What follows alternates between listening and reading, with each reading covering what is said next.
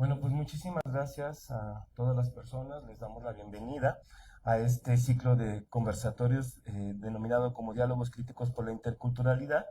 Y pues es un placer que estén acá. Saben que este taller, bueno, no es un taller, es una serie de conversaciones que vamos a hacer con especialistas vinculados a distintos temas que están haciendo un complemento para distintas asignaturas, especialmente para las personas que están en comunicación e interculturalidad, su importancia en el trabajo para la cultura y las artes, y también para la gente de diversidad cultural artística, y también por aquí tenemos a gente de problemas de la producción y reproducción cultural. Entonces, bueno, nos parecía que era muy importante realizar un ciclo de este tipo porque hay una serie de temas que son contemporáneos y que es importante abordarlos desde una manera muy específica y con personas que han estado profundizando en este tema. Y por eso también me da muchísimo gusto que está por aquí Caleb Ávila, a quien le pido un aplauso para él. Y bueno, Caleb va a trabajar con este tema que es lenguaje e inclusión, un debate abierto. Voy a narrar un poco acerca de quién es Caleb. Es egresado de la licenciatura en psicología, tomó como línea de especialización la psicología social y estudios de género con enfoque en la diversidad sexual. Se formó como consejero en sexología educativa en el Instituto Mexicano de Sexología IMESEX y actualmente es maestrante en estudios de sexualidad por la Universidad Pedagógica Nacional. Dirige la coordinación en educación de Somos Voces, donde acompaña tanto a personas LGBT como sus familiares, además de brindar consultoría y entrenamiento a empresas, asociaciones civiles y espacios educativos, entre otros.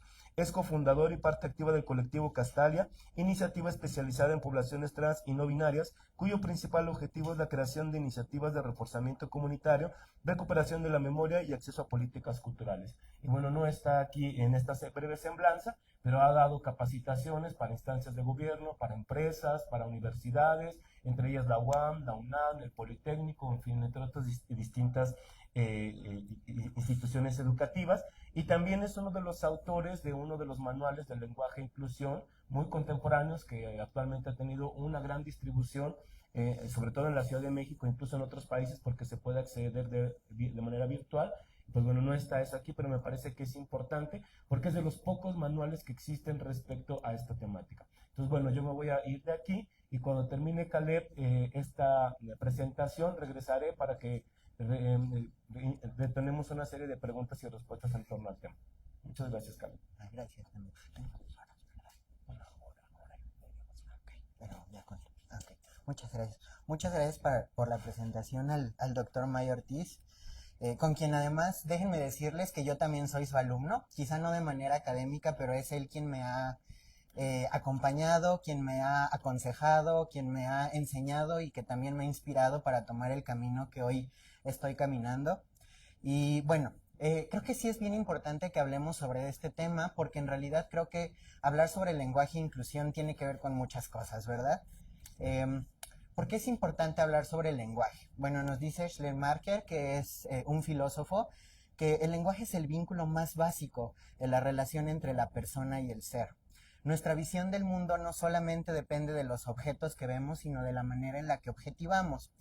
Y pues debemos saber que absolutamente todo con lo que tenemos contacto en la vida es una situación de objetivación.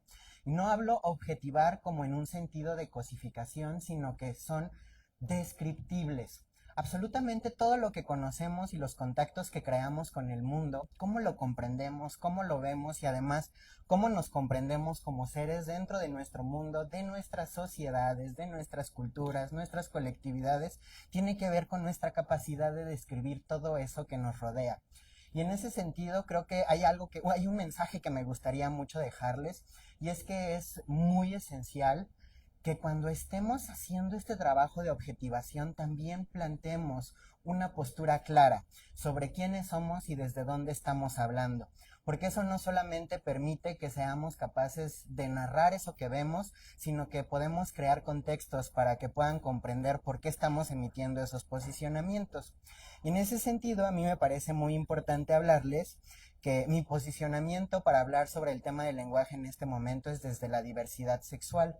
Probablemente ustedes van a tener un montón de dudas sobre cuáles son otras estrategias u otros códigos u otras herramientas lingüísticas para poder integrar en nuestras prácticas profesionales. Sin embargo, como comentó Maya hace rato, pues creo que es importante que sean esas personas que están protagonizando los movimientos, que forman parte de estas colectividades o que han profundizado en estos conocimientos, quienes nos puedan narrar estas otras estrategias que corresponden. En mi caso, pues yo he trabajado desde hace más o menos 8 años con poblaciones de la diversidad sexual y pues en ese sentido es desde donde yo me he posicionado y he desarrollado mi trabajo. Quiero compartirles esta frase de Adrienne Rich. Ella ha trabajado mucho en temas de feminismo, de inclusión de género y nos dice que en un mundo donde el lenguaje y el nombrar las cosas es poder, el silencio es opresión y es violencia. Entonces, ya sabemos que todo lo que nos rodea debe de ser descrito para poder comprenderlo. Cuando no hablamos de algo, cuando no lo mencionamos, cuando no intentamos comprenderlo, entonces no existe. Cuando estamos hablando particularmente de nuestras intersubjetividades, ¿verdad? Ese espacio intersubjetivo. Y bueno, sería interesante abrir este tema pensando en si el lenguaje es sexista. ¿Ustedes piensan que el lenguaje es sexista? ¿Por qué piensan que el lenguaje es sexista? ¿Qué les hace pensar que tenemos un lenguaje, hablando específicamente del español, que es sexista? De aquel lado, por favor. Pues es que hay algunos términos en cuanto a palabras que solamente está como, bueno, es válido el término en masculino, no se acercan como otros pues términos, ¿no? Y la justificación muchas veces es como, pues en la RAE dice que así se escribe, y entonces así es. Se empiezan a negar, ¿no? Desde ahí muchas eh, posturas o... Claro. Es muy importante esto que estás mencionando, compañera, y justamente les traigo este pequeño cuadro que ustedes lo pueden encontrar en cualquier sitio de internet y tiene que ver con los componentes del lenguaje.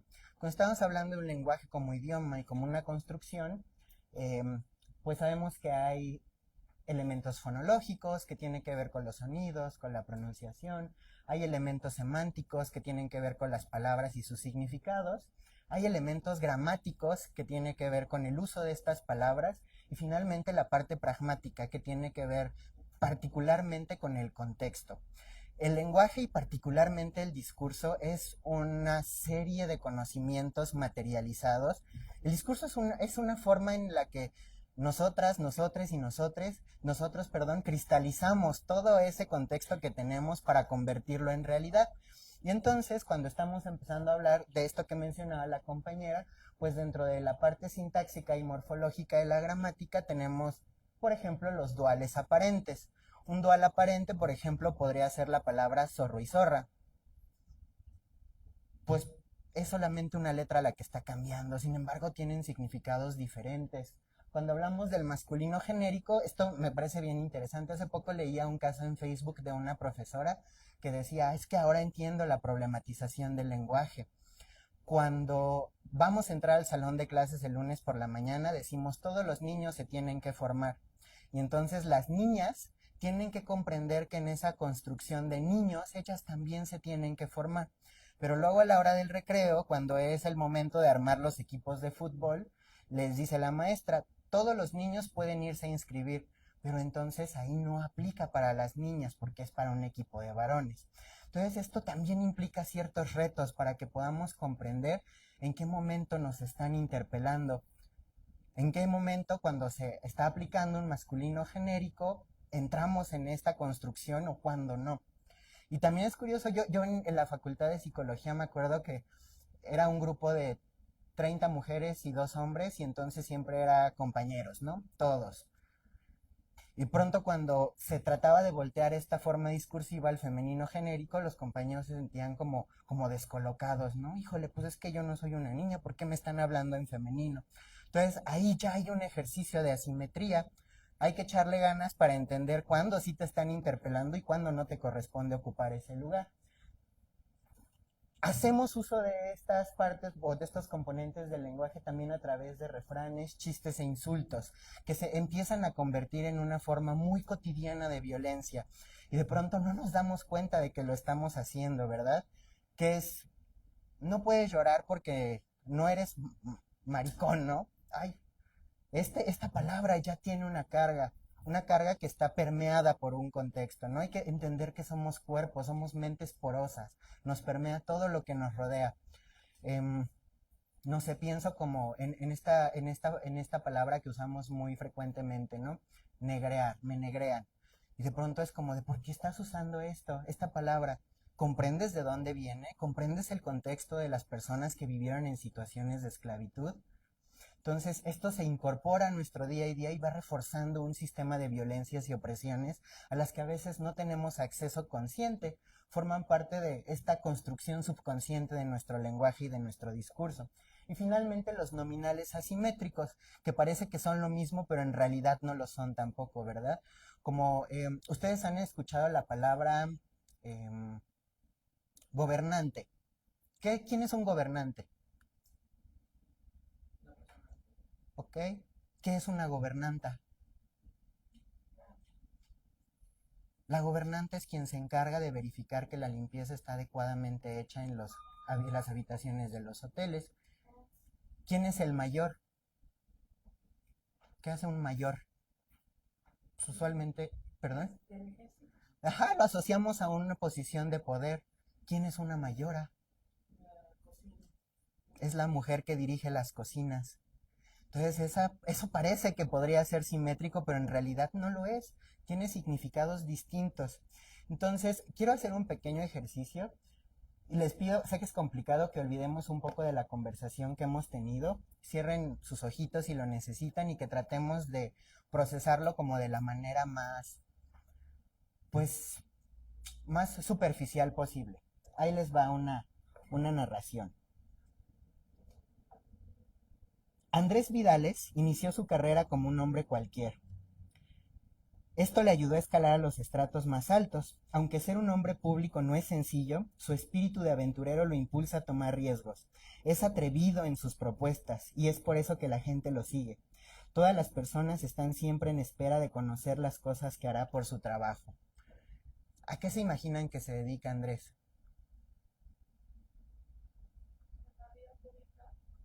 Ok. Podría ser político, ¿qué más? Un muy buen vendedor con mucha fuerza.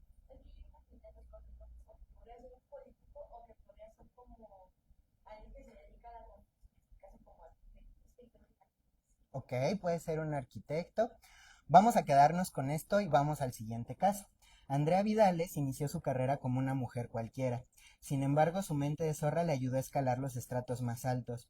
Aunque ser una mujer pública no es sencillo, su espíritu de aventurera le impulsa a tomar riesgos. Es atrevida en sus propuestas y por eso la gente la sigue. Todas las personas están al tanto de lo que hará con su trabajo. ¿A qué creen que se dedique Andrea? Ok. Bueno, aquí a lo mejor ya tenemos algunas asociaciones. ¿Qué más se imaginan de Andrea? Ok, puede ser una profesionista.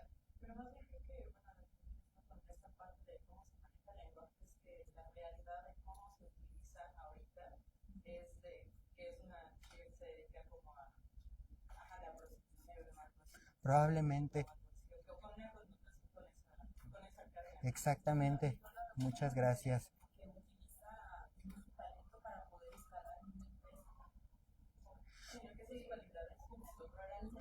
Exacto.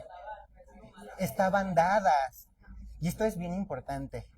El privilegio y el poder se encarna. Cuando tenemos un privilegio y cuando tenemos una posición de poder, no podemos renunciar a ella porque la encarnamos.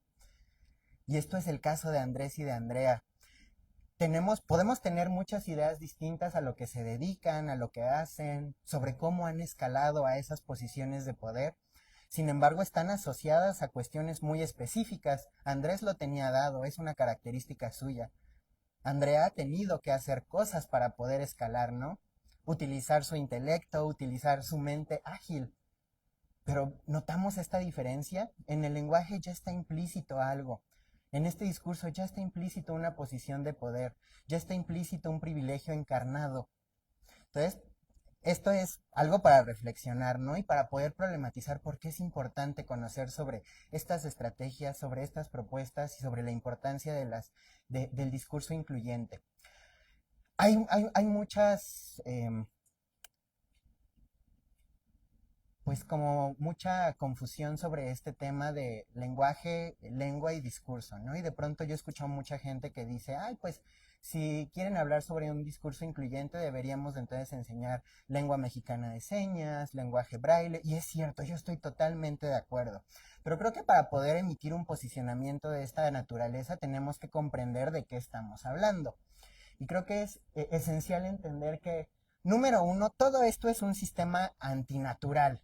Oye, Caleb, pero es que ponerle un morfema E a las cosas, es que si ponemos una X en comunicaciones escritas, estamos alterando el orden natural del lenguaje. Bueno, el lenguaje no es natural, ya lo sabemos, es una situación artificial, ¿verdad?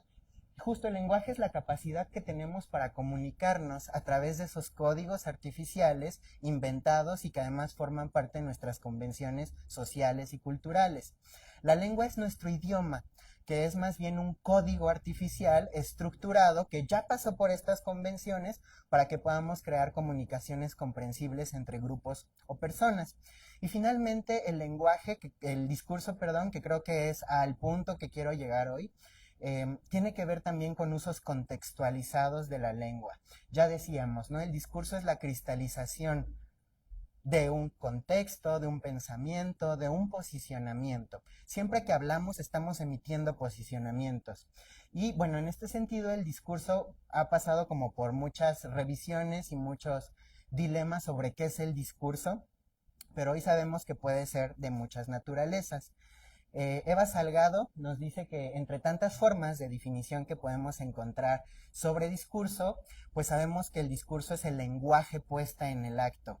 A través de esto, los grupos interactúan, valoran, construyen, representan, construyen o preservan la realidad. Ha sido muy complejo el discurso, el consenso sobre discurso, porque hay algunas personas que han teorizado sobre que el discurso tiene que ver con el texto, pero por ejemplo, Van Dyck nos dice, no, pues es que hay otras cosas más allá del texto, ¿no? El texto solamente es un medio de difusión del discurso, pero en realidad podemos hablar de lenguaje verbal, oral, escrito, incluso la gesticulación que tenemos cuando estamos interactuando con las personas. Y en este sentido, todos los ámbitos de acción humana pueden servir para adjetivar el concepto de discurso. Porque volvemos al mismo punto, el discurso es la cristalización del lenguaje, es el contexto puesto en acto.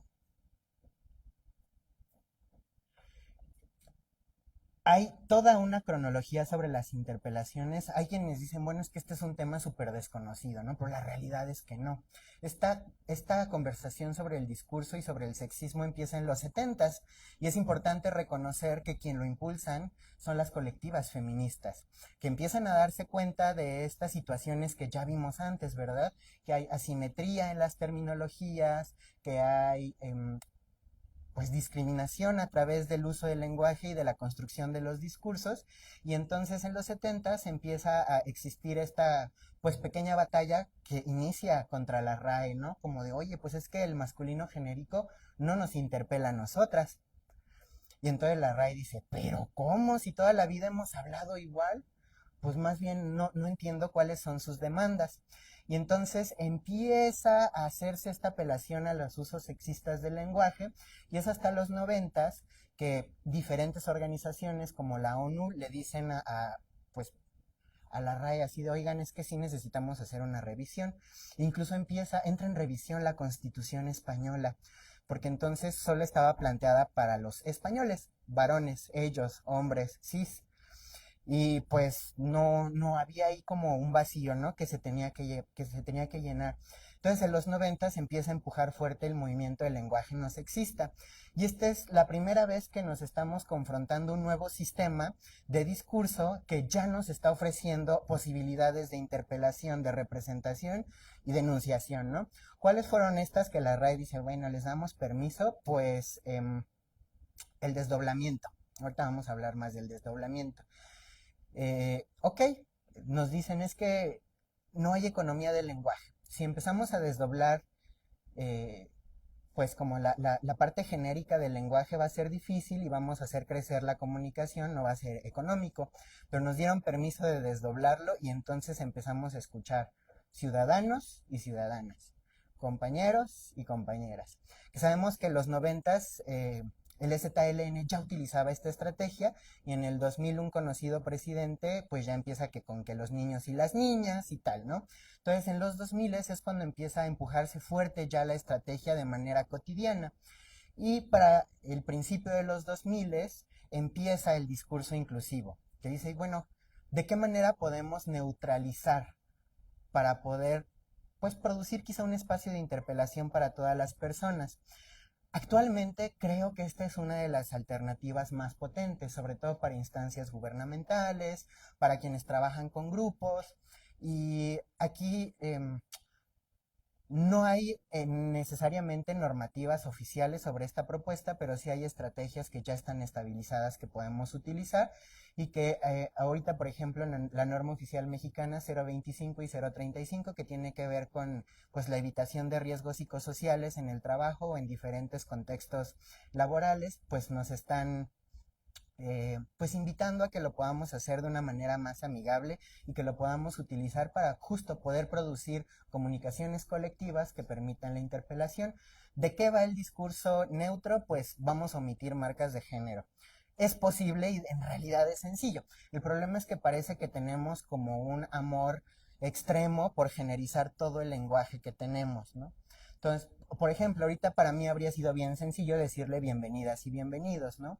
Pero existe otra alternativa, como les damos la bienvenida. No estoy marcando género y estoy dejando claro lo que quiero enunciar. Y bueno, aquí se opta más bien por el discurso colectivizado, la neutralización, la omisión de género, y actualmente que yo pienso que ya tiene mucho tiempo en boga, pero creo que cuando tomó más potencia fue como en 2020, 2021, el tema del discurso representativo para las personas no binarias. Esta es una propuesta discursiva, pero también tiene que ver con un posicionamiento político que está impulsado de base por las disidencias de la diversidad sexual. ¿Con qué tiene que ver esto? Y a veces me preguntan, necesariamente cuando las personas no se adscriben a un género binario, hombre, mujer, ¿hay que utilizar estas estrategias? La respuesta es no. Porque cuando estamos pensando sobre nuestras intersubjetividades, pues entonces podemos comprender que todas las personas tenemos necesidades comunicacionales diferentes. Pero no se preocupen, ahorita les voy a dar un poquito más de contexto para que sepamos cuándo, cómo, en dónde y con quiénes utilizarlo. O incluso si es algo que queremos adoptar, pues cómo lo podemos hacer, porque a veces es confuso y puede resultar un poco contraproducente acudir a estas estrategias si no sabemos cómo utilizarlas adecuadamente.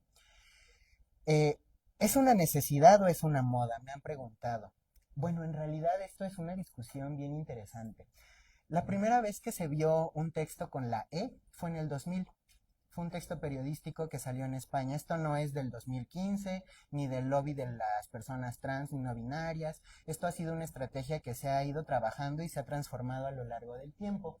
Tenemos, por ejemplo, aquí las recomendaciones para el uso no sexista del lenguaje. Tenemos, por ejemplo, el libro de García Meseguer, que de hecho él ha trabajado mucho este tema del sexismo lingüístico. Es muy interesante porque él ni siquiera es lingüista, él es ingeniero, pero tiene una perspectiva social muy fuerte. Y él lo ha trabajado más potentemente desde el 94 hasta ahora, ¿no? Y aquí les quiero mostrar una tabla sobre en dónde ha existido publicación académica sobre los usos del discurso. Insisto, esto no es algo de hoy, del 2020, del 18. Hay investigaciones del 77 asociadas al lenguaje y sexismo. Hay investigaciones desde el 2012 asociadas a la revisión sistemática de los manuales del lenguaje de la RAE. Hay revisiones sobre las posibilidades y las herramientas para el cambio lingüístico desde el 2013. Hay ejercicios de revisión y análisis sobre sexismo y gramática desde el 77.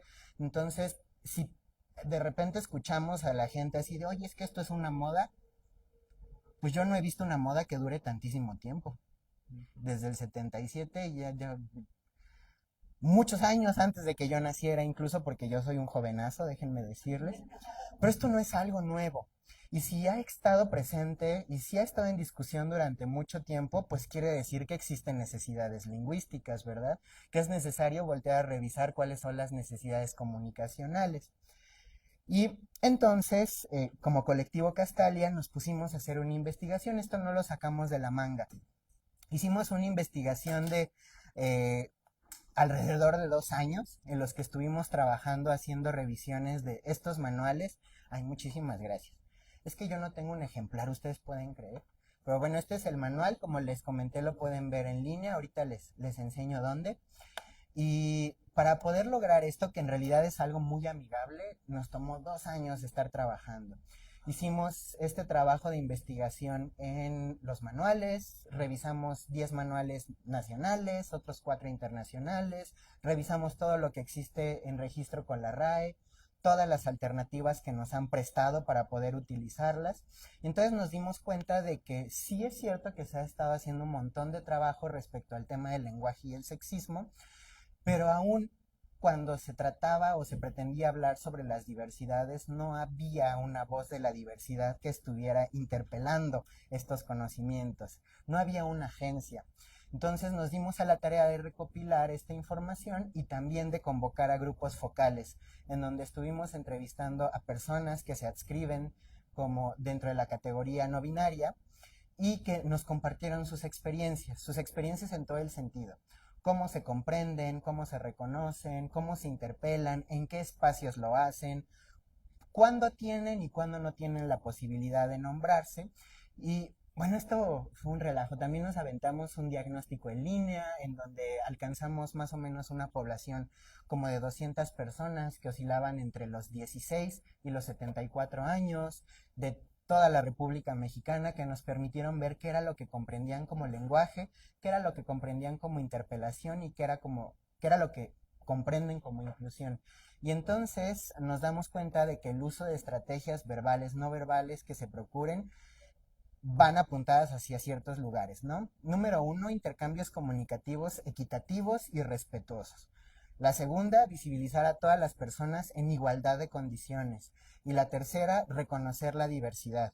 Reconocer la diversidad sexogenérica, de etnia, de clase, de la corporeidad.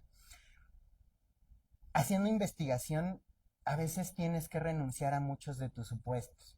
Cuando estábamos elaborando el manual, nos dimos a la tarea no solamente de recopilar cuáles son las expresiones discriminatorias o no discriminatorias para población LGBT, sino que también quisimos incluir pues otras diferentes informaciones, por ejemplo, vinculadas a clase, a raza, a capacidad o discapacidad, mejor dicho. Y entonces me acuerdo que haciendo investigación me encuentro con un término que era diversidad funcional. Y yo dije, ay, qué padre, está bonito, se escucha bien, parece incluyente.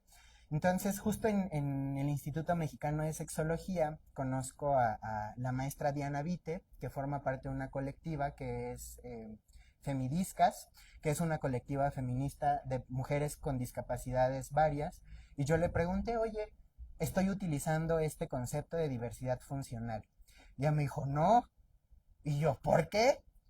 Pues es que me comenta, ¿no? Eso es un concepto que nació en España. Ahí la importancia de la contextualización. Y en España, este concepto de diversidad funcional también tiene que ver con la capacidad del Estado para poder atender las necesidades de las personas que viven con alguna clase de discapacidad. Llamémosle visual, auditiva, motriz, intelectual, etcétera. Pero me dice, aquí en México la cosa es distinta, ni siquiera tenemos rampas. Cuando hablamos sobre diversidad funcional, en un espacio que no está adecuado ni en políticas ni en infraestructura para atender a las personas con múltiples discapacidades, hablar sobre la diversidad funcional entonces es hablar de nada, porque no estamos atendiendo a nadie ni estamos visibilizando a nadie. Entonces esto es un ejemplo de la importancia de contextualizar. ¿Qué estamos diciendo? ¿De dónde lo estamos haciendo? Y creo que ustedes, como parte de la fuerza de la cultura, es bien importante que lo tengamos en cuenta. Les invito a que hagamos genealogías, a que exploremos de dónde vienen esos presupuestos que tenemos. ¿Por qué creemos esto? ¿De dónde lo sacamos? ¿A quién voy a representar cuando hablo de una categoría? ¿A quiénes estoy enunciando cuando adopto un significante por categoría? Y en este sentido nos dimos cuenta de que era importante atender a las genealogías para que pudiéramos comprender pues de dónde viene el problema, ¿no? Y yo creo que esa es la forma más radical de crear conocimiento, comprendiendo de dónde viene desde la raíz. Entonces, les invito a que hagamos este ejercicio en toda nuestra práctica profesional, que podamos comprender de dónde vienen esos supuestos que tenemos, esos significados que conocemos, esas cosas que creemos, porque a través de hacer esos cuestionamientos podemos, no me atrevería a decir comprender el mundo, porque sabemos que es difícil, y algo que he aprendido en los últimos meses creo es que una verdad oculta muchas verdades, y es que por lo menos tenemos que asomarnos más arriba, ¿no? Para poder ver más allá de nuestro horizonte. Entonces, cuando hablamos sobre el lenguaje inclusivo nos referimos a esto, no solamente a la interpelación con un morfema E, no solamente al uso del lenguaje neutro. Estas son algunas de las estrategias que hay, algunas que yo les comparto desde mi agencia, desde el lugar que a mí, pues que a mí me invita, ¿no? Que a mí me convoca. Pero pues acerquémonos a aprender de otras estrategias, de otras colectividades y de otras situaciones. Eh, el, la elaboración de este manual ha producido grandes impactos en la visibilidad. Para empezar, bueno, usos y estrategias de discurso incluyente no binario de Colectivo Castalia. Ustedes lo pueden encontrar tanto en la plataforma de Academia como de ResearchGate. Si ustedes se meten a su buscador, a su motor de búsqueda de preferencia, y ustedes ponen ahí el manual de usos y estrategias de discurso incluyente no binario en alguna de estas dos plataformas de repositorios académicos, ustedes van a poder encontrar ahí la información.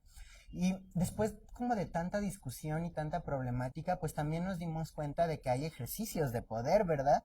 Y si había una instancia que estaba oponiéndose a abrir este debate, pues definitivamente era la academia. Teníamos que alcanzar ese lugar para problematizar. Y poquito a poquito lo hemos logrado. Ahorita también, si lo quieren consultar, este está en un repositorio de la Facultad de Filosofía y Letras, de la revista Nuevas Glosas.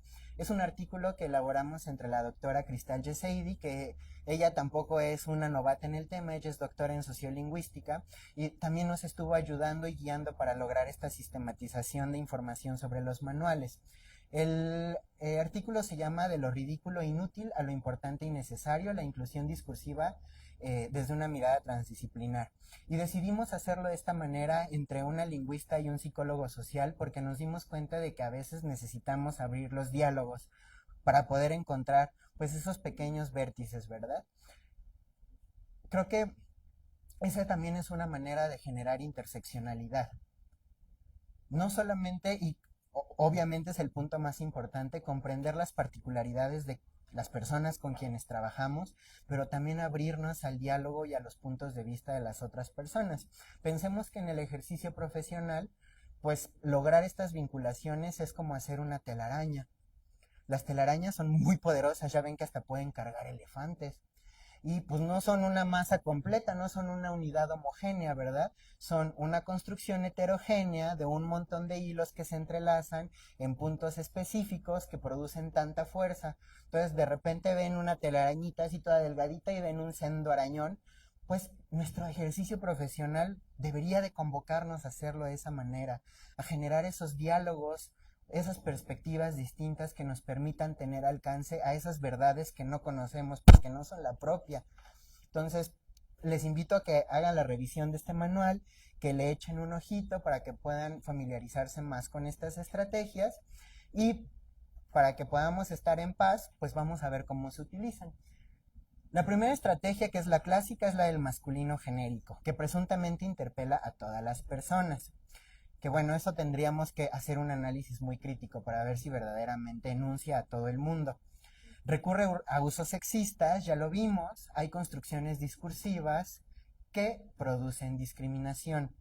Y esta estrategia en particular produce efectos culturales muy complejos. Y también respuestas culturales muy complejas, que ya vimos que cada quien necesita generar pues ese capital cultural para poder saber cuándo se le está enunciando y cuándo se le está invitando a la colectividad y cuándo no. El uso del masculino genérico, pues ya lo vimos, ¿no? Bienvenidos todos a esta presentación, me da mucho gusto recibirlos. Masculino genérico. La segunda, el uso no sexista, que es la ruptura de ese masculino genérico. Como un posicionamiento político también se puede acudir al uso feminizado de la lengua, a la cual yo personalmente no le encuentro ningún problema, porque si nos vamos a la adjetivación somos personas, ¿no? Y si nos vamos al diccionario, persona, adjetivo femenino. Bienvenidas todas. ¿Todas quiénes? Pues todas las personas, ¿ok? O también nos dan permiso del desdoblamiento y la duplicación, que ya decíamos. Bienvenidos y bienvenidas a esta ponencia. Me da mucho gusto recibirlos y recibirlas. Esa es nuestra segunda estrategia. Aquí les estamos dando opciones para que ustedes agarren la que les convenga mejor. La tercera es la neutralización o la colectivización. Tiene que ver con la omisión de artículos, sustantivos e indicativos de géneros. Esta es muy útil, yo creo que es la más útil en la construcción de discursos colectivos, y aquí lo que hay que tener mucho cuidado es tener concordancia, porque a veces se nos puede patinar. Les doy la bienvenida a este foro, a esta presentación, me da mucho gusto recibirlos y recibirlas. Pues ahí como que ya no estoy siguiendo la misma línea. Entonces no importa cuál sea la estrategia que utilicemos, sino que bueno, digamos que para que esté bien lingüísticamente, pues hay que acudir a la congruencia. Hay que hacer que todo nuestro discurso esté enmarcado dentro de la misma estrategia. Y luego está el lenguaje representativo no binario, el lenguaje incluyente no binario, que nos invita a hacer uso de morfemas. Aquí hay muchas opciones, porque para poder acudir a esta cuarta opción, pues un primer acercamiento puede ser la neutralización. Entonces, podemos hablar de manera neutra y está bien porque no hay una enunciación genérica, ¿verdad? Y la verdad es que es sencillo hacerlo. El problema es que nos supone un reto que no nos gusta, al que no nos gusta confrontarnos. Adivinen cuál es.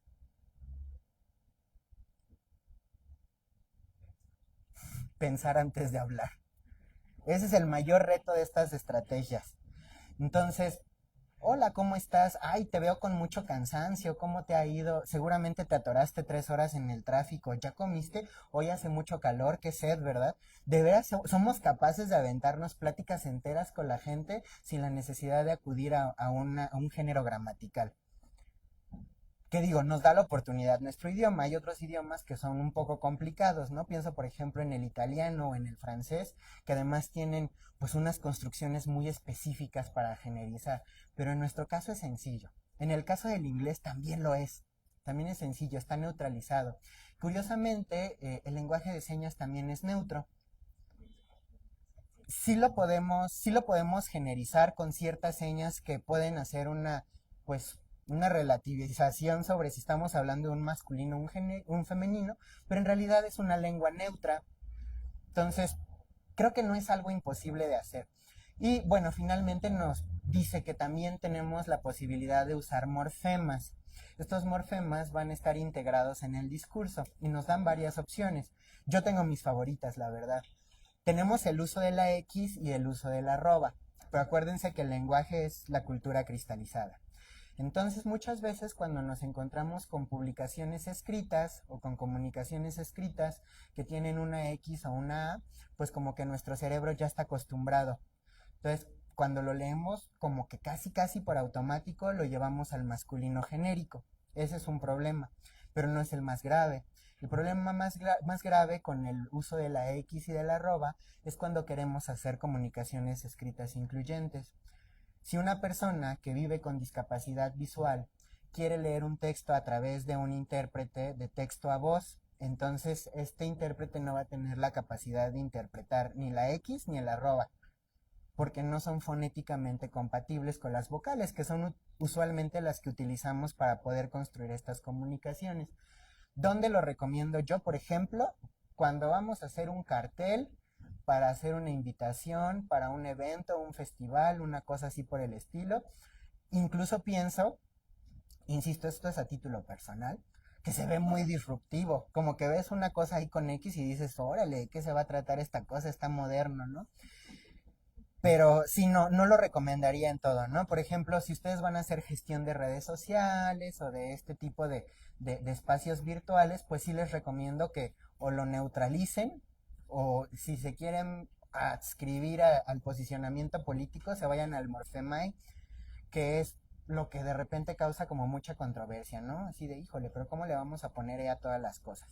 Ahorita vamos para allá, no se me preocupen. en realidad es muy amigable y hay muchas cosas que están neutralizadas, muchas palabras neutralizadas que la tienen, ¿no? Como estamos felices, que puede ser un uso, pues, semántico a contentas y contentos. Pues sí, estamos contentas y contentos, pero también estamos felices, ¿no? Y de hecho, ya está incorporada a ciertas frases neutrales que utilizamos en nuestro idioma. O la tercera opción puede ser la triplicación, que ahí sí vamos a hacer enojar mucho a la RAE porque estamos yendo en contra de la economía del lenguaje. Hace rato yo lo usé, todas, todes, todos.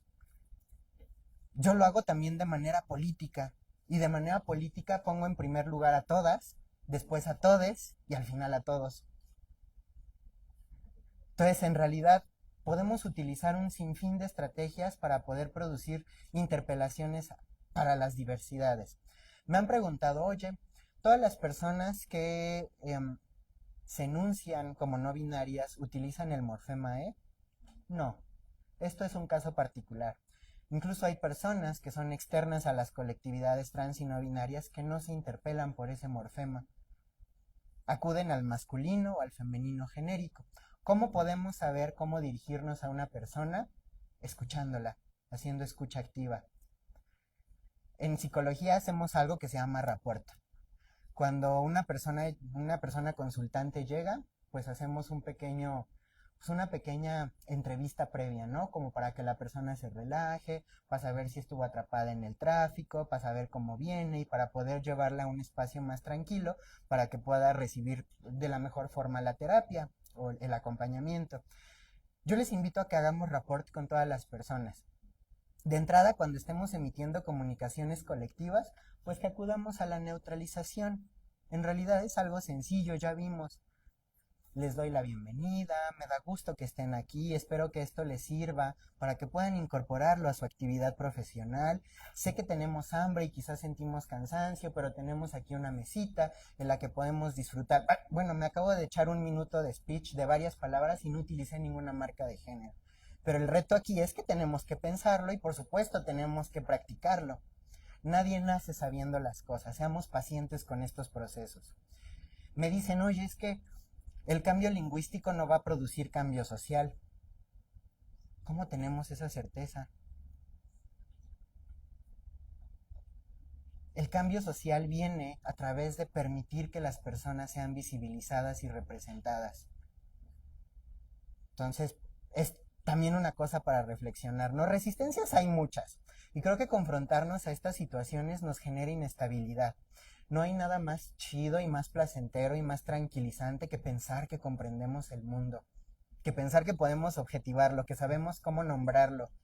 Pero la realidad es que cuando nos enfrentamos a una situación ajena, pues es como chocar con una pared.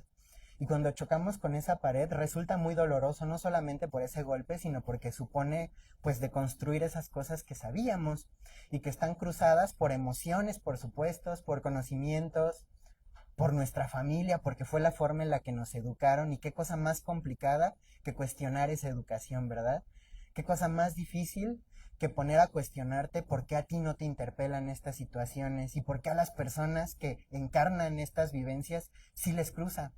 Qué difícil es ponerte en los zapatos de la otra persona. La cosa es que no es necesario hacerlo.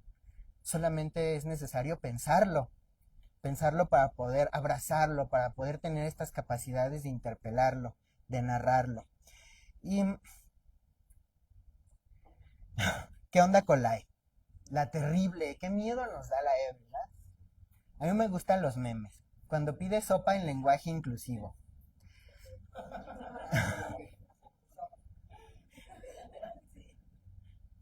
No saben cuántas veces me he encontrado con personas profesionales que me dicen le mece, le sigue, y yo digo, ay, váyanse de vuelta a la primaria. Una cosa es la identidad de las personas y otra cosa es el género gramatical. El género gramatical es artificial. O sea, cuando llegó la creación y se inventaron las mesas, no sabíamos que se iban a llamar mesas. Fue un acuerdo social. Y luego hay cosas bien absurdas, ¿no? Por ejemplo, aquí decimos las manos. Mucha gente hispanohablante, no mexicana, dice el manito, los manitos. Mucha gente dice la azúcar. Si nos vamos al diccionario, vamos a encontrar azúcar, adjetivo femenino. Pero pues no puedes juntar dos vocales, ¿verdad? Entonces es el azúcar. Calor, ¿qué es calor?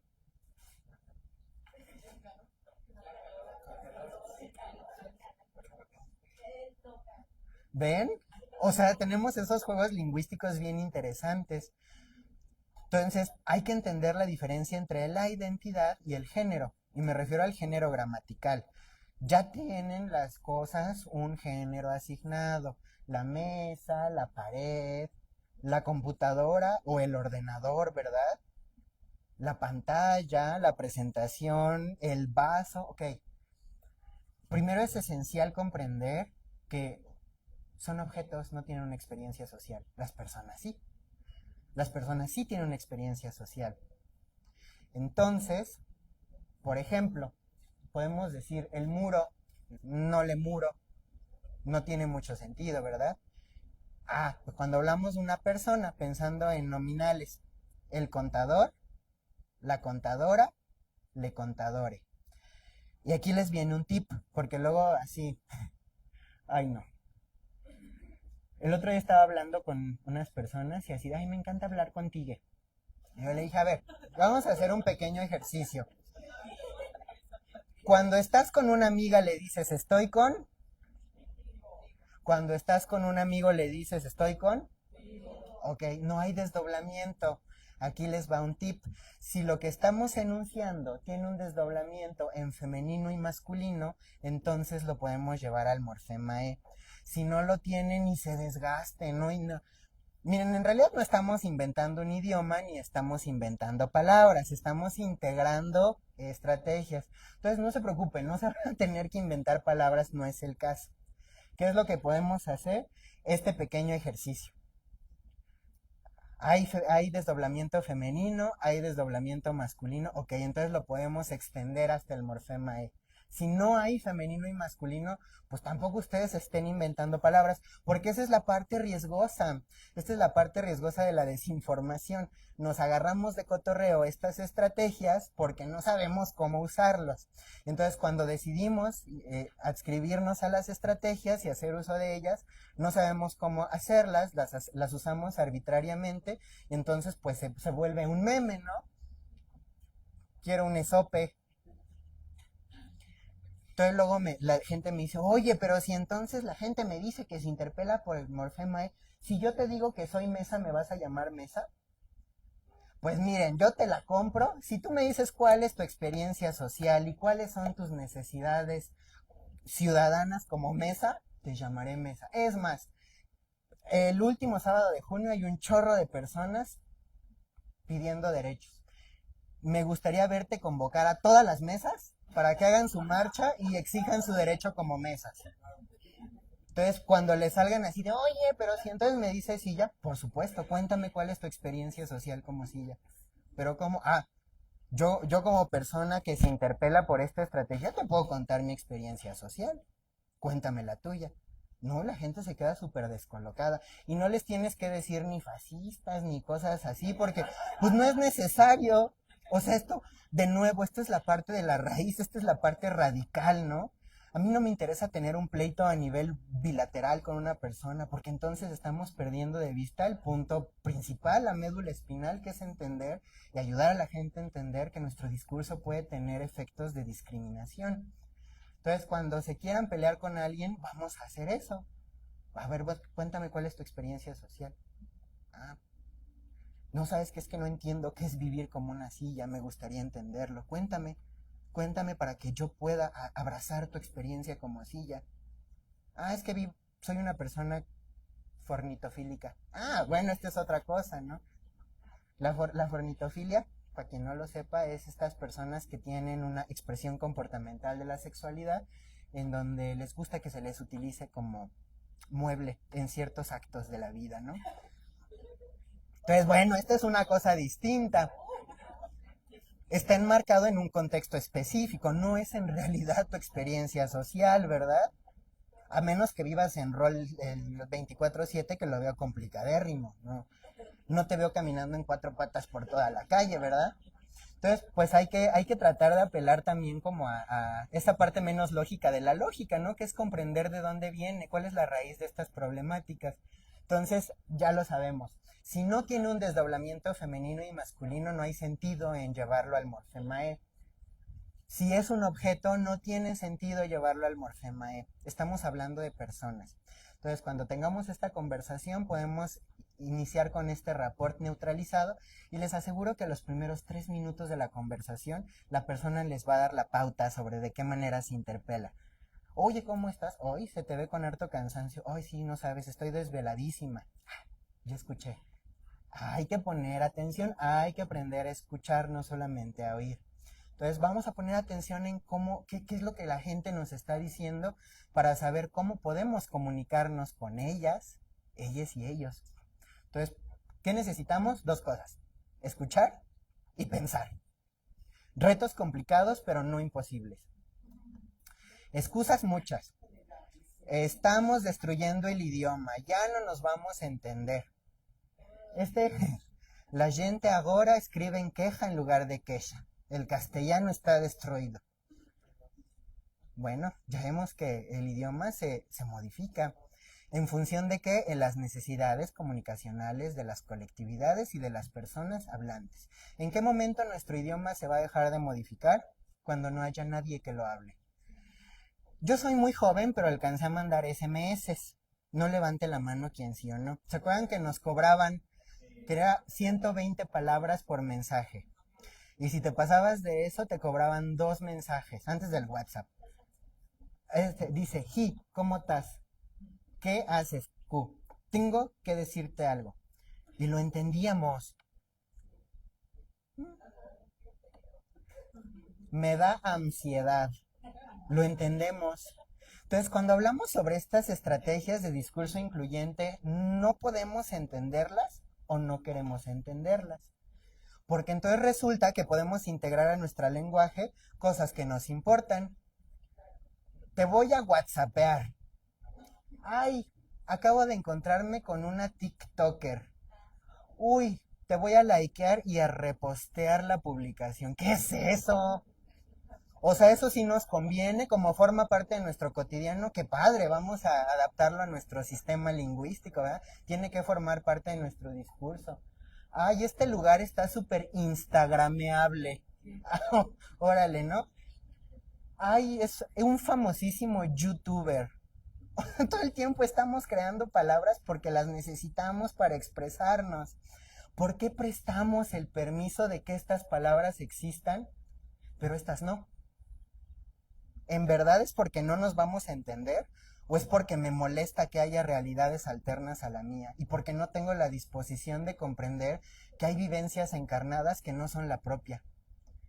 Porque me resisto a entender que tu verdad no es la mía. Y la mía es la verdad absoluta. Pero recordemos que una verdad oculta muchas verdades, ¿verdad? ¿Verdad? ¿Qué podemos hacer? Estas son otras estrategias. La primera es cuidar la reproducción de los estereotipos. ¿Cómo? A través de las bromas y a través de los chistes. Si hay algo que tenemos bien normalizado y que se ha vuelto una cita a la norma, es la violencia lingüística. Todo el tiempo estamos ejerciendo violencia lingüística. Hay que tener un montón de cuidado. Hay que recordar que nuestra realidad se construye a través del lenguaje y del discurso. Y por eso esos discursos que repetimos de manera cotidiana cristaliza lo que queremos que sea verdad, ¿cierto? Y entonces, ¿qué pasa? Pues repetimos estereotipos, reforzamos prejuicios de manera individual, pero también los reforzamos de manera colectiva con la gente que es partícipe de esta clase de relaciones, que son relaciones de poder, ¿verdad? Además de eso, ¿cómo voy a tener la certeza de que mis bromas no vulneran a una persona a mi alrededor? ¿Cómo tendría yo la capacidad de meterme en la cabeza de cada una de las personas que me rodea para saber cuáles son los límites que no debo cruzar? Pues qué mejor que prepararse para eso, ¿no? Qué mejor que pensar en no cruzar el límite de ninguna persona. ¿Cómo? A través del diálogo en primera persona, no generalizando, no reforzando chistes, no utilizando expresiones machistas, misóginas, homofóbicas, transfóbicas, raciales, clasistas. Y esto no implica deshacernos de todo lo que conocemos y hemos formado como discurso, implica conciencia individual y social. El segundo tip es fomentemos y alimentemos nuestros conocimientos. Nadie viene al mundo sabiéndolo todo. Nadie viene al mundo con la capacidad de comprenderlo todo. Estamos en una constante construcción y deconstrucción. Cada vez que nos confrontamos a estas realidades alternas a la nuestra, supone un pequeño cambiecito en algo en nuestro interior. No conocemos al 100% la realidad, y sí es cierto que no tenemos la culpa del contexto del que venimos. No tenemos la culpa de lo que se nos enseñó. Si venimos de un contexto súper patriarcal, súper machista, súper misógino, súper homofóbico, súper clasista, no elegimos estar ahí. Pero sí tenemos una cosa, que es la convicción y la responsabilidad. Mucha gente dice, ay, bueno, es que así me criaron. Ajá. ¿Pero y qué? Tienes 30 años viviendo y tomando tus decisiones propias y no puedes acercarte a conocer sobre otras situaciones, sobre otras realidades. Busca en fuente de información cercana. Si queremos hacer investigación, si queremos trabajar con personas de la diversidad sexual, vayamos a documentarnos y vayamos a asesorarnos con las personas de la diversidad sexual. Si queremos participar de colectividades de personas con discapacidades, acerquémonos a estas colectividades para saber qué es lo que están viviendo, cuáles son sus necesidades, cuál es su verdad. Porque si no, pues está bien canijo, ¿no? Y llegamos a ese lugar que yo creo que nadie quiere llegar, que es el extractivismo, ¿no? Vengo, te saco información, no te sirve a ti para nada y pues ahí nos vemos. Yo ya tengo mi papel impreso que está bien bonito en mi librero y mi título que ahora ya no enmarcamos, lo tenemos en un folder. Pero pues qué padre, ¿no? Yo ya obtuve lo que tenía a través de ti como un objeto de explotación. Pues no se trata de eso. Recuerden que objetivar no tiene que ver con la cosificación, sino con acercarnos a estas particularidades para tener la capacidad de describirles de la mejor forma, desde sus verdades. ¿Qué implica esto? Reflexividad. Saber en dónde estamos, qué queremos conocer y para qué queremos conocerlo. ¿Cuáles son los instrumentos a los que podemos acudir para poder producir un acercamiento ético, empático? Tener mucha claridad de nuestros objetivos. ¿Por qué queremos hacerlo? ¿Con quién lo vamos a hacer? Tener profesionalismo y tener paciencia. Adoptar esto no es de un día para otro. Mucha gente me ha dicho, ay, lo manejas muy bien. Sí, tengo 8 años trabajándolo. También tuve mis resistencias. También tuve que abolir mis presupuestos, ¿no? Pero se tuvo que hacer. ¿Y qué fue una decisión? Fue un acto totalmente voluntario y de responsabilidad y de ética y de empatía. Entonces, no se preocupen. Muchas veces la vamos a resbalar y sobre todo con personas de la diversidad sexual, a veces lo hacemos. Tiene que ver con esas cosas que ya nos componían, con esas creencias y pensamientos. Pero eso no implica que no lo podamos cambiar. Vayamos practicándolo. Y déjenme decirles que no les debería de dar miedo acercarnos. De pronto, de este lado también te llegas a dar cuenta, ¿no? Cuando es una persona que se está acercando a ti por morbo o por interés, o cuando es genuinamente una duda, cuando la persona quiere integrarse a tu realidad, cuando la persona quiere empaparse de sus conocimientos, se puede notar la diferencia de cuando te están cosificando y te están exotizando o cuando genuinamente quieren comprenderte. Entonces, acérquense de esa manera genuina, no tengan miedo. Esa va a ser la mejor forma en la que nos vamos a entrenar para poder trabajar más adelante con esas poblaciones. Y bueno, para finalizar, quiero decirles que el lenguaje no mata, el odio sí. El lenguaje incluyente no sangra, las personas sí. El idioma no es asesinado, las personas sí. Y en México somos el segundo país con mayor tasa de transfeminicidios en el mundo.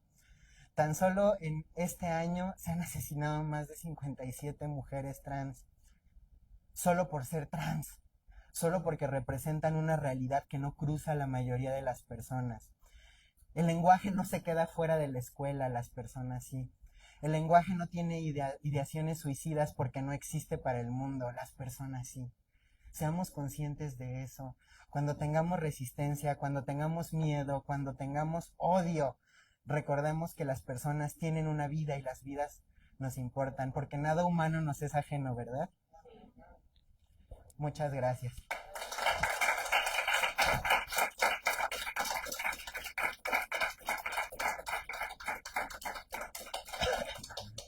Empezamos con mucha polémica, ¿verdad? ¡Ay, De nos eso se gusta! trata. A eso nos dedicamos.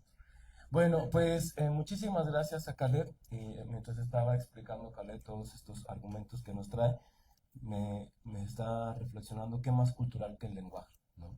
Y se preguntarán, bueno, ¿por qué la necesidad, especialmente para la gente que se está formando como futuras, gestores, promotoras culturales, es importante esta dinámica de la lingüística, ¿no? Me parecía que era fundamental porque la perspectiva que nos comparte Caleb no solamente atañe a esos espacios de gobierno, institucionales, a las universidades, sino de manera muy particular a las personas que estamos produciendo, que estamos insertas dentro de los circuitos de producción cultural, ¿no? Por acá está la compañera que hizo también un trabajo vinculado con el tema de la inclusión dentro de los museos, y me parece que una de las cosas sumamente importantes para poder trabajar desde el campo cultural y artístico es precisamente el uso de cómo nos expresamos.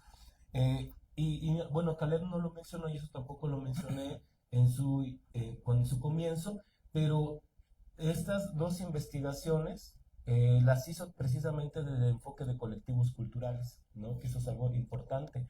Y la primera investigación que realizó participó en colectivos culturales comunitarios, y eso también me parecía interesante porque déjenme contarles, y ya les daré la palabra, cuando hace unos años empezamos a hacer actividades, seguramente se acuerda, empezamos a tratar de hacer una serie de eventos vinculados con títeres y con diversidad sexual y género. Pero al momento de hacer el registro que tenía la Secretaría de Cultura de la Ciudad de México, a mí me llamó mucho la atención que nuevamente repetían esto del masculino y del femenino para que las personas se registraran de que habían asistido. Entonces, en una de esas reuniones que tuvimos en el Centro Cultural José Martí, por cierto, compañeras de la UACM que estaban colaborando ahí, yo les interpelé, dije, a ver, yo no puedo usar estas listas, estoy trabajando con comunidades de la diversidad sexual. Esto me impide poder hacer un registro de las personas que están participando. Y dentro de su manual operativo ustedes están diciendo que van a atender personas de la diversidad sexual, sin embargo no las están registrando. Entonces, bueno, se armó una trifulca ahí porque de entrada las personas que estaban ahí de distintos colectivos y grupos se enojaron. Es que ustedes siempre quieren estar así como haciendo alusión a sus problemáticas, ¿no? Dije, a ver, las personas de la diversidad sexual pueden estar en cualquiera de los colectivos o agrupaciones que estén estar, que no solamente las voy a atender yo, las van a atender cualquier área de la Secretaría de Cultura. Total que fue una atención muy fuerte en aquel tiempo y actualmente ya existe un registro de las personas trans no binarias o personas que no se identifican como hombres o como mujeres o que tienen otra identidad de género, y eso me parece muy importante porque entre esas luchas fue que se dio la posibilidad de generar estos proyectos y entre ellos los que Caleb más adelante hizo con Colectivo Castalia, donde sacó parte de estos proyectos, ¿no? Y eso me parece importante mencionarlo. Y bueno, no voy a acotar la palabra, que parece que ya lo hice. Vamos a abrir para preguntas y respuestas. Les pido que no, si hay algún comentario que no sea tan largo, no vamos a tener segundas ponencias. Entonces, bueno, ¿alguien quiere comentar alguna duda, comentario respecto a la presentación de Caleb? Todo quedó muy claro. ¡Ay, qué claridad! Wow, lo lograste. Beatriz, adelante. Bueno, es más de comentario que me llama la atención que siempre que se habla sobre un lenguaje inclusivo dicen, pero es que deberíamos de utilizar primero la lengua de señas mexicana, pero eso también hace como si personas con cualquier tipo de discapacidad o indígenas o lo que sea no pudieran tener diversidad sexual y necesidades de ser ampliadas de otras formas, como si excluyeran las cosas. Y recuerdo que hace mucho hice un trabajo de traducción de una mujer española que decía que le habían tocado todos los males del mundo porque era discapacitada, feminista, lesbiana y mujer. Entonces era todo lo peor que podía haber en el mundo. Sí, fíjate que a mí eso se me hace interesante porque creo que hay varias lecturas que se pueden hacer sobre ese discurso y definitivamente la primera está la priorización, ¿no? Ahí, bueno, ahí nos podemos ir a ya discusiones más filosóficas, políticas, pues sobre los cuerpos que importan, por ejemplo, de Butler, ¿no? En donde nos han mostrado que hay vidas que son más valiosas que otras y que definitivamente estas formas de interpelación son la cristalización de esas realidades políticas, ¿no? De esas realidades políticas múltiples. Eh, Esa podría ser una parte, ¿no? Dos, es cierto, se asume que una persona que vive con determinada condición, situación o que encarna X o Y vivencia, pues no es compatible con la diversidad sexual, ¿verdad? Y entonces ahí hay una problematización y es que no somos conscientes de las interseccionalidades, que es algo que debemos de poner en el centro siempre que estamos haciendo cosas, ¿no? Y la tercera es que a veces me he encontrado con personas que equiparan la diversidad sexual con la discapacidad. Y entonces creo que es como una repetición de este discurso de que no ser heterosexual, cisgénero, entonces es patológico. Y es riesgoso, ¿no? Es riesgoso apelar a ello porque definitivamente esas lecturas pueden tener otra forma de impactos. Entonces, incluso cuando generamos posicionamientos de contraposición, tenemos que tener mucha conciencia de esa reflexividad, ¿verdad? En dónde estamos, a dónde vamos y con quiénes estamos hablando. Entonces, es cierto, hay que tener el ojo muy afinado para poder saber cómo desde dónde está viniendo esta tirada de odio, ¿no? Por allá. Yolanda y Adriana. Lo que comentabas acerca de cómo nos vamos a ir acostumbrando poco a poco, cómo se puede ir normalizando. Yo le comentaba, tengo una nieta y en los libros de la SEP ya viene todos tenemos distintas necesidades, era un texto así, pero en todos está con una X. Entonces a mí me preguntó, ¿cómo lo leo? No sé. Lo importante es que le digo, la X significa que engloba todo, en todos, en todas, o sea, está incluido ahí. Pero sí me pregunté, ¿y cómo lo leo? Porque iba leyendo de corrido y de repente se encontró con la X. Sí, bueno, este tema, y por ejemplo, esto yo lo abordo más como educador de la sexualidad y creo que algo tiene que ver y es que no hay que darles más información de la que necesitan. Es decir, si tiene dudas, está padre poderle aclarar, ¿no? Como de pronto decirle, ay, bueno, pues es que hay personas que se nombran en femenino, como nosotras, hay personas que se nombran en masculino, como tus primos, que son ellos, pero también hay otras personas que no se nombran como ninguna de las dos. ¿Cómo lo puedes usar? Como tú te sientas más cómoda. Léelo. Ajá, como a ti te acomode mejor. Porque creo que como es también un posicionamiento político, tiene otras implicaciones que quizás sean complejas en este momento. Pero creo que empezar a problematizar sin necesidad de ir más allá, como para generar más confusión, pues sabrá que habrá personas que se nombran de una u otra manera y está bien. ¿Cómo lo va a hacer ella? Cómo ella se sienta cómoda. Y creo que esa también es una posibilidad para hacerle entender que tiene la posibilidad y el derecho de nombrarse como quiera. ¿Cómo te nombras tú? Como tú quieras. Aunque muchas gracias por tu visita, muy interesante tu plática. Yo quiero hacer un poquito de hincapié en lo que mencionas del rapport. El rapport es un término que utilizamos en mercadotecnia para poder hacer empatía con el cliente y poder vender un producto. Sin embargo, en la actividad humana, también cuando conocemos a una persona y practicamos el rapport, sabemos lo que le gusta a esa persona y podemos entender cómo la podemos amar. Pero lo más importante es aquí, estamos los seres humanos. Una persona cuando practicamos el rapport, también cuidamos el alma de esa persona. Entonces, por eso es muy importante ejercer ese ejercicio, ejercer el rapport todo el tiempo. Claro. Sí, definitivamente es la mejor forma de crear empatía. ¿Por qué? Pues usualmente cuando generamos comunicaciones con la gente, como que ya tenemos una intención. Que para eso les invito a hablar sobre la teoría del habla, ¿no? A leer un poco sobre John Austin, cómo hacemos cosas con palabras. Y siempre que estamos emitiendo discursos tenemos ya una intencionalidad. Creo que a veces esa intención nos pone como una cortina enfrente que a veces nos hace deshumanizar a las personas. porque como ya tenemos una intención, pues vamos sobre el objetivo. Entonces, definitivamente una forma de humanizarnos y de empatizar con la persona, pues es a través de ese rapport.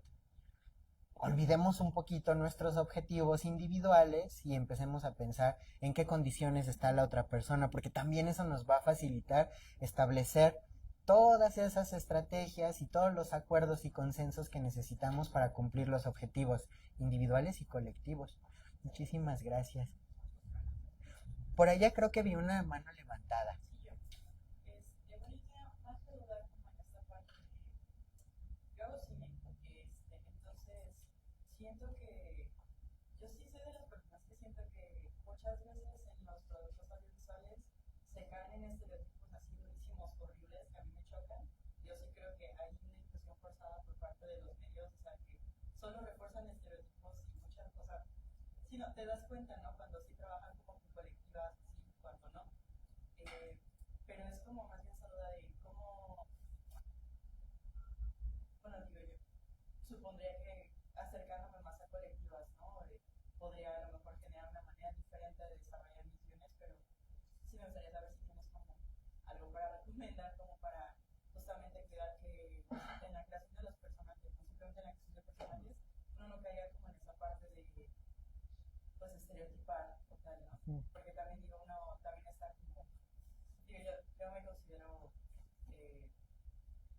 bueno, no sé, estoy muy confundida con muchas cosas, ¿no? Pero siento que es mucho esta parte de que a veces quieres dar ese espacio para que otras personas o otras formas de ser o de expresarse puedan ser, pero pues como lo haces como escritora, no las haces de ti, entonces como esa parte que me cuesta trabajo a veces como explorar desde otras perspectivas, como acercarme también a la banda, pero sin que se sienta como, no sé, como raro, ¿no? Entonces sí hay cosas que me dan mucha curiosidad sobre cómo las viven, pero o sea, a veces como acercarme a un tipo de colectivos y tal.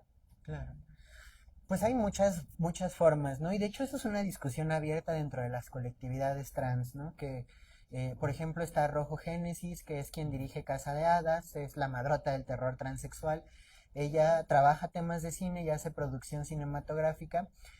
Pienso también en Omara Corona, que hace mucho el análisis contemporáneo de las narrativas trans y que tiene trabajos ya establecidos y que de hecho entre ellas se han gestado ciertas discusiones, ¿no? Ellas hablan, por ejemplo, de si las personas hacen cine trans o cine de lo trans, por ejemplo, ¿no? Y creo que ahí es esencial también plantear un posicionamiento. Yo creo que es imposible despegarte de tu subjetividad, pero creo que se puede volver más genuino cuando nos volvemos conscientes del porqué, justo, ¿no? Del objetivo, de cuál es mi intención y cuál es mi objetivo de representación aquí, y sobre todo la claridad que es de qué manera me está cruzando. Creo que cuando nos dejamos afectar por las cosas, por el contexto, por las situaciones, podemos lograr productos que no nos imaginamos. Entonces, puedes hacer revisión literaria. Te digo, hay trabajos de Omara que están publicados. Hay, no sé, pienso ahí, por ejemplo, hay un libro que se llama Nuevo Cine Queer, que tiene como un poquito esta perspectiva. Hay un libro que ya es viejito de Alberto Mira que se llama Miradas Insumisas, que justamente hace un análisis como de las representaciones de las colectividades LGBT, particularmente en el cine y en la televisión. Pienso, por ejemplo, en hacer revisión histórica, ¿no? De nuevo, ir a las genealogías.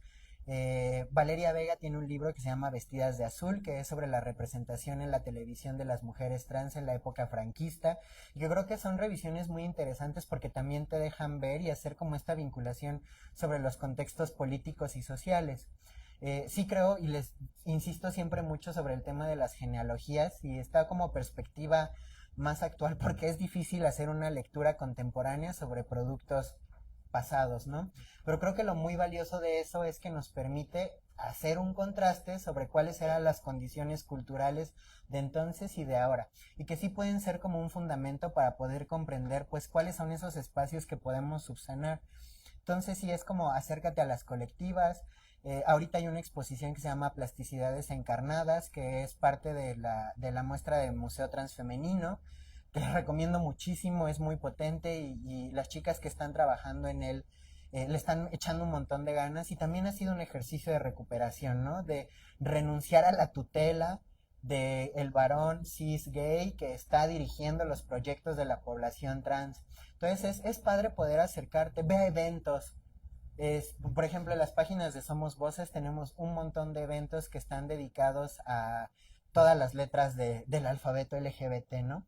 Y que quizá te pueden servir también para acercarte a la comunidad, para pues quizá tener como esta estrategia para poder tener pues un acercamiento más seguro para ti, porque entiendo que a veces también es estresante, ¿no? Cuando no sabemos cómo lidiar con ciertas situaciones nos estresamos.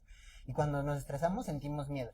Y cuando sentimos miedo, que es nuestra emoción más primitiva, pues o nos ponemos amenazantes o huimos, ¿no? Entonces a veces pues eso es parte también de nuestro discurso corporal. Entonces intégrate de una manera natural, digo, somos personas, no nos vamos a comer a nadie. Y el punto aquí que yo también como persona trans apelo una y otra vez es a dejar claras las intenciones. A mí me choca cuando se me acercan y me dicen, quiero que participes en una investigación sobre personas trans que estamos haciendo para una maestría. Ok, ¿qué son las personas trans? ¿Y cuál es la diferencia entre una identidad y una orientación? No. Entonces, ¿quieres venir a que yo te eduque? ¿O qué quieres? ¿No? Entonces, entiendo que particularmente de ciertas colectividades existe mucha resistencia porque hemos sido objeto, hemos sido ese animal detrás de la ventana que la gente va y estudia. Entonces eso ha producido muchas resistencias. Una clave es la forma de acercamiento. Oye, me interesa hacer esto, creo que podría beneficiar mucho a la comunidad porque quiero generar un vínculo entre la academia que puede ser útil para que otras personas que tengan interés en trabajar con colectividades de la diversidad sexual tengan herramientas más precisas, más certeras sobre cuáles son sus necesidades, sus realidades de vida para que se puedan acercar mejor, para que puedan hacerse cosas que a ustedes les funcionen, para que se puedan socializar sus realidades. Entonces, pues eso, formación, lee, aviéntate a buscar artículos, aviéntate a asistir a los eventos y acércate sin miedo con la intención de frente. Por allá atrás y luego por acá. Ella también está persona. Buena manera de comentario. Primero, muchas gracias por acompañarnos y regalarnos esta plática tan interesante y creo que es muy fundamental para nosotros como gestores y no nada más para gestores. Creo que para todos es fundamental porque si bien los morfemas son lo que más se enuncian, pues cuántas veces no estuvo invisibilizado, ¿no? Que es el género femenino y entonces, ¿no? Entonces, la triplicación creo que es la mejor manera para llegar y para enunciarnos de manera colectiva, porque también la manera de acercarse es compleja, ¿no? Por ejemplo, si no conoces a un grupo de personas, no vas a llegar, o al menos yo no acostumbro como a preguntarles su orientación sexual, porque es solamente hasta donde yo esté interesada o ya voy a un grupo completamente, pues sí, que yo conozco y pues ya lo tengo identificado. Pero creo que normalizar, utilizar este tipo de palabras, hay que, sí, otra vez redundante, normalizarlo porque bien lo dicen, lo que no se nombra no existe. Entonces, ¿cuántas veces estuvieron invisibilizadas, por ejemplo, las mujeres y las demás, la demás comunidad? Entonces, creo que es muy importante que tengamos este tipo de pláticas entre nosotros para empezar a fomentar, porque esto es relativamente nuevo, que se está pues abriendo los parámetros. Sería nada más ese comentario. Gracias. Y sí, bueno, ya decíamos, no es nuevo, pero sí se está poniendo sobre la mesa recientemente, ¿no? Algo que les puedo recomendar también como difusores de la cultura es que también seamos conscientes de las poblaciones a las que estamos dirigiendo los productos, porque sí es cierto que a veces utilizar ciertas estrategias pues puede ser pues no apto para todas las personas, ¿no? Hay personas que se sienten vulneradas cuando utilizas el Morfemae, entonces por eso es importante afinar la vista y el oído, ¿no? Para saber cuáles son las necesidades de esa gente a la que nos vamos a presentar y sobre todo tener mucha conciencia de cuáles son nuestros públicos.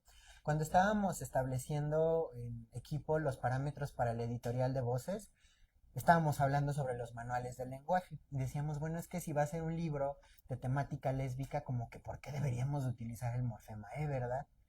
O si estamos haciendo un libro de temática gay, como por qué tendríamos que neutralizar o feminizar las comunicaciones. Entonces, pues es parte de eso, ¿no? La conciencia de dónde nos estamos parando y frente a quiénes. Muchísimas gracias. Vi por acá. Bueno, es como una pregunta. ¿Cómo funciona el lenguaje inclusivo, pero para personas neurodivergentes?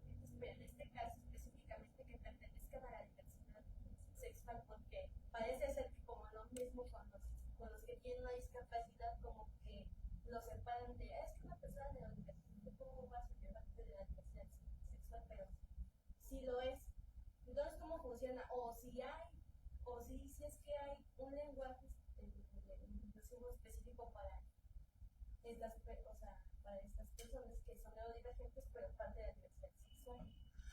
Pues es que depende de cada caso, dependerá de cómo es que la persona se enuncie y se reconozca. En realidad, pues el lenguaje inclusivo es el uso de todas las estrategias que permitan la interpelación, el reconocimiento de la persona sin acceder a ninguna clase de discriminación. Entonces, aquí lo adecuado, por ejemplo, cuando estamos hablando con poblaciones neurodivergentes, pues es simplemente saber qué palabras le acomodan y cuáles no, de qué manera se enuncia, cuáles son sus pronombres, pero el caso es muy particular. Como para poder construir una comunicación con cada persona en específico, pues sí es importante saber pues cuál es la agencia, ¿no? Desde dónde se está nombrando esa persona. Te decía, estas son las estrategias que descubrimos y que estuvimos trabajando luego de trabajar con poblaciones no binarias, ¿no? Y también con poblaciones trans, pero estas no son las únicas. Y eso depende de lo que a ti te acomode, de lo que a ti te funcione, de lo que tú quieras narrar. Es que yo como persona neurodivergente que soy, a muchas personas neurodivergentes les cuesta como que entender, o sea, como el cerebro no funciona lo mismo como personas neurodivergentes, pues para nosotros es como que más, como no puedo, como más difícil de entender. Ahorita me costó un poco de trabajo entenderlo. Y también es muy difícil para estas personas en cómo me catalogo. Si ya de por sí el lenguaje ya es masculino no genérico, o sea, nos complica más en el lenguaje inclusivo porque no somos nosotros como que, como si eran diferentes los lenguajes, nosotros no podemos entender casi todo y pues es métodos más específicos para nosotros, pero que podamos entender. Híjole, es que, ¿sabes? Siento que esta es como, sí es una plática compleja porque habla como de ese fondo, esas entrañas de la cultura, ¿no?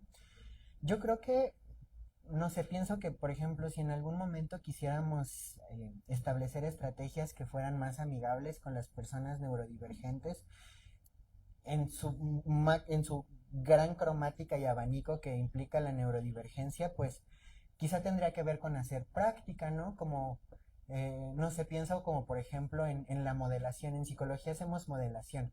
Cuando hay ciertas personas a quienes les cuesta trabajo aprender sobre ciertas prácticas, ciertas acciones, ciertas cosas, lo que hacemos es modelarlo. Entonces lo practicamos muchas veces hasta que más o menos va quedando claro. Creo que sí es una cuestión de estarlo practicando, de estarlo hablando, incluso con personas que, bueno, yo no creo en la neurotipicidad, yo pienso que nuestros cerebros son mosaicos. Y creo que inclusive a todas las personas que vienen como de otros contextos sociales o de unas familias más tradicionales también les cuesta. Y eso también tiene que ver con lo que saben. Entonces, ¿cómo es que hemos descubierto que es más amigable que lo puedan aprender para ponerlo en práctica? La primera es acercándose a las poblaciones. Porque, no sé, yo pienso, por ejemplo, a mí me gusta como el rollo de la espiritualidad, ¿no? Y de pronto me puse a leer y me encontré con el panteón de dioses hindús. Yo decía, Hanuman, pues hay un dios que es un mono, ¿no? Pero pensaba, es que yo nunca he visto un chango. Quizá en India tienen más contacto con los monos y les ayudó a construir un imaginario distinto sobre sus creencias. Pero cuando yo trataba de comprender la filosofía hindú, a mí me era muy distinto porque pues estamos muy lejos. No tenemos el acceso a los mismos espacios naturales, a la misma fauna. Y digo, no quiero decir que sea la misma situación, pero sí creo que cuando hay cosas y realidades muy lejanas físicamente de la nuestra, pues es difícil poder atender y comprender de qué manera podemos utilizar estas estrategias. Entonces, la primera, si te interesa, yo te invitaría a que acudas a más grupos con personas de la diversidad neurodivergentes. Hay grupos específicos. La segunda es, hacemos ejercicios. Cuando esto, por ejemplo, que yo estoy haciendo aquí, usualmente yo lo hago en talleres, pero son talleres largos. Y en esos talleres largos lo que hacemos es ejercicios escritos. Ponemos la frase, ¿no? Por ejemplo, todos los coordinadores están invitados. Ah, ok.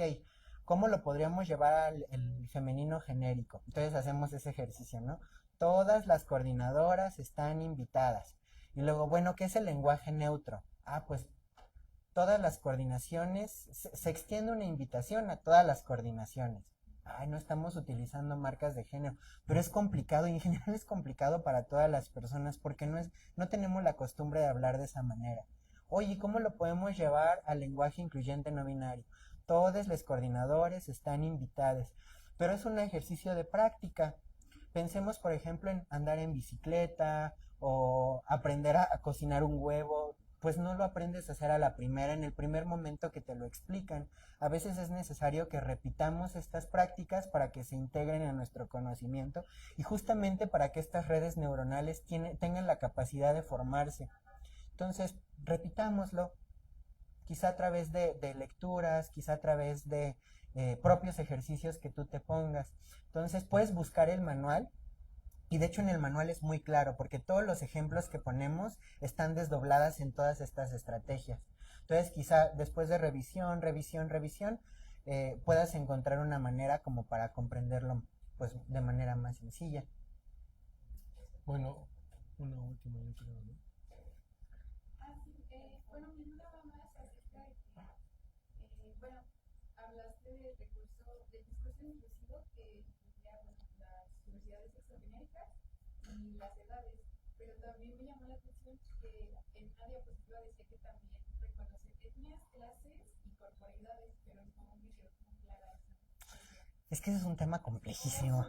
Fíjate que hace poquillo hay un proyecto que se llama Metalingua, que de hecho salió de la ENA, y tienen un proyecto bien bonito que tiene que ver con el uso de la lingüística en grupos étnicos. Y entonces nos poníamos a platicar sobre cómo se comprenden los conceptos.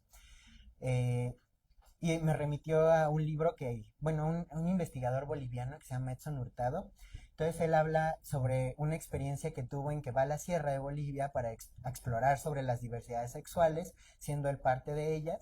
Y entonces se da cuenta de que cuando llega con las comunidades y les pregunta que dónde estaban las lesbianas, la gente dice como, ¿de qué hablas? Pues las lesbianas, pues que no sabemos de qué nos estás hablando. Entonces, eso es problemático. Definitivamente dentro de los grupos originarios existe diversidad sexual. El problema es que no se nombran como las categorías que hemos creado en el occidente, ¿no? Que al final estas categorías son muy del norte global, ¿verdad?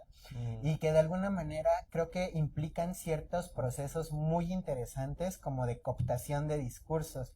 A mí me viene mucho a la... Ay, no, es que hay cosas de las que ni quiero hablar de verdad. Pero...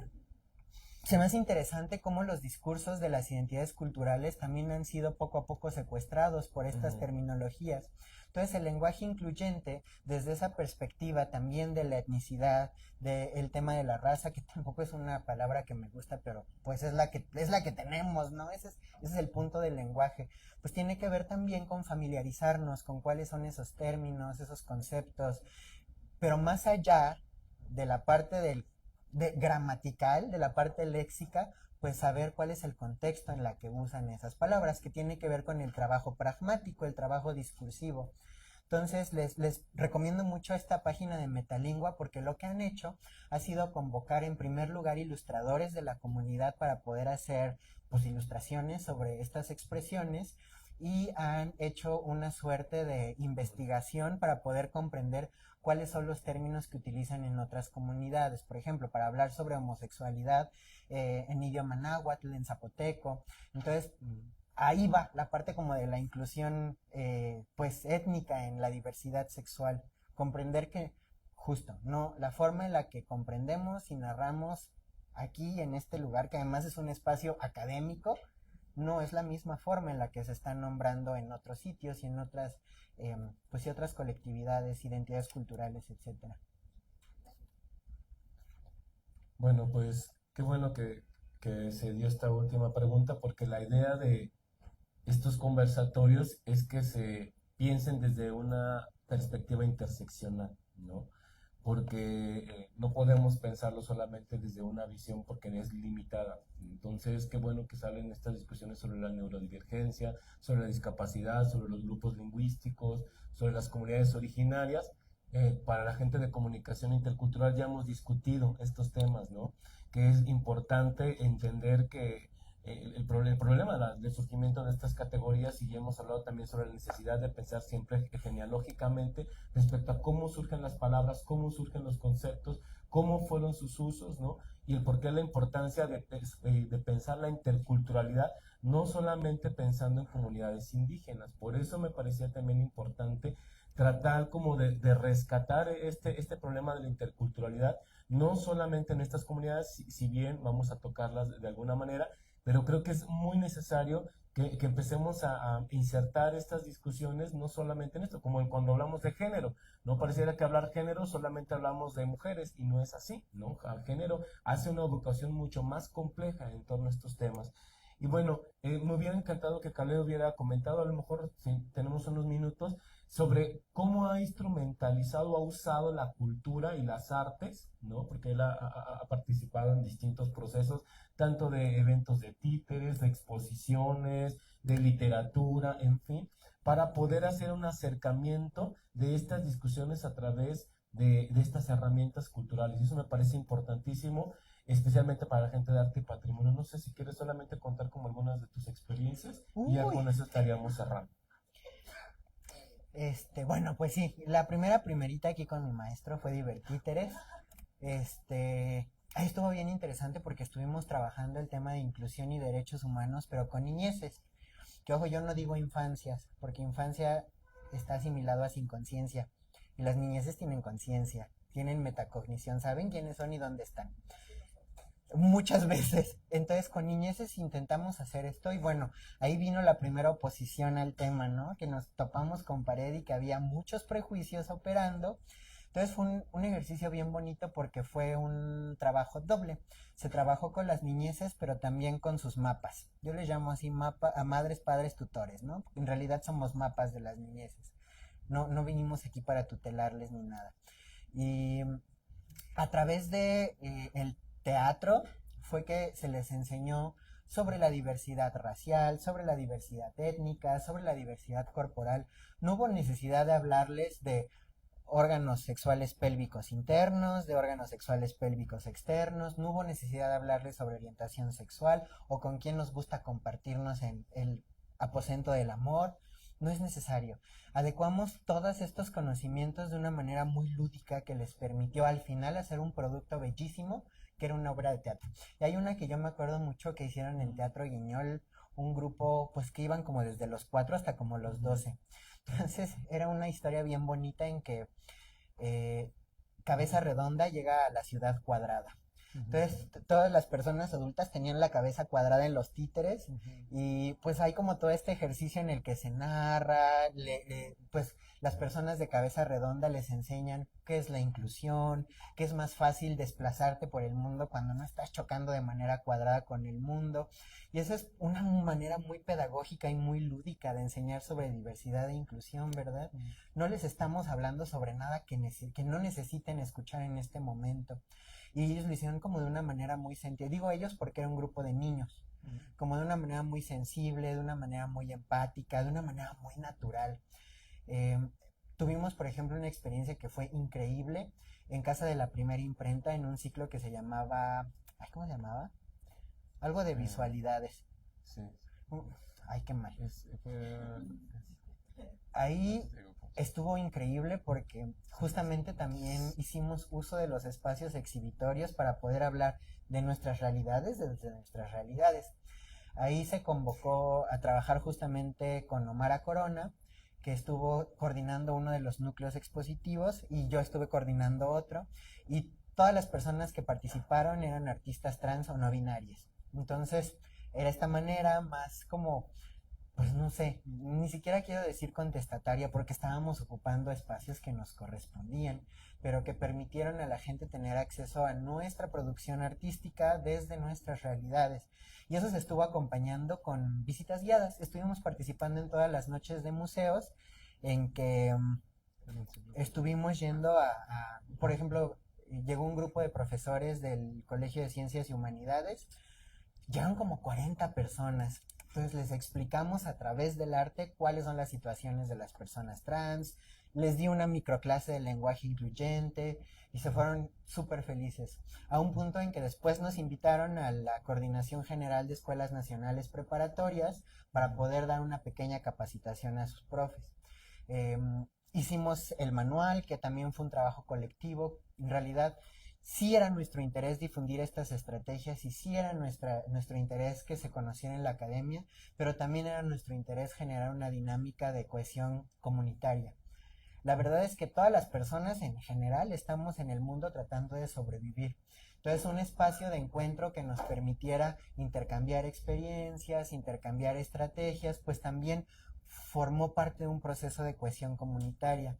Tenemos también como parte de, bueno, el producto que salió de Colectivos Culturales Comunitarios, que creo que fue 2020, se llama Memorias de la Diversidad, entrelazando mentes y sentires. Ese era un ejemplar que se distribuyó de forma gratuita y que estuvo albergado en plataformas abiertas, pero ustedes saben que esas plataformas cuestan y nuestro colectivo es autogestivo. Entonces ahorita no tiene un espacio de difusión, pero ahí fue un ejercicio bien interesante porque utilizamos la estrategia de la cultura con la psicología. Hicimos una suerte de grupo narrativo en el que yo junto con otra psicóloga estuvimos trabajando con grupos de personas trans, no binarias, sus mapas y personas aliadas, ¿no? Mamás, papás, hermanos, parejas, etcétera, en el que hicimos como un procesito de transición consciente. Las personas de la población trans y no binaria tuvieron un proceso muy específico y sus personas aliadas tuvieron otro proceso muy específico, donde hicimos como una cosa más tanatológica para aprender a comprender que la persona que transiciona no muere, no se va. Es más bien te está permitiendo ver su versión más genuina. Luego de eso hicimos un taller de narrativa y de escritura libre y salió una compilación de 20 testimonios que iban desde Tijuana hasta Yucatán. Entonces, ahí con el profesor May les haré llegar la liga cuando la volvamos a hospedar en una plataforma, pero nos hemos dado cuenta de que la transformación y que la sensibilización no se da nada más a través de lo racional, porque el género, porque el machismo no forma parte de algo racional, forma parte de algo cultural y la cultura forma parte de nuestras emociones. Si yo llego a un lugar y les digo L más G más B más T más I más Q más A más NB es igual a diversidad sexual, pues se van a sacar mucho de onda, porque no son como las matemáticas, que 2 más 2 es 4. Esto tiene que ver más con una cosa afectiva. Y si hay una forma en la que podemos afectar a la gente es a través del arte y la cultura. Es la mejor forma de afectar y de dejarnos afectar.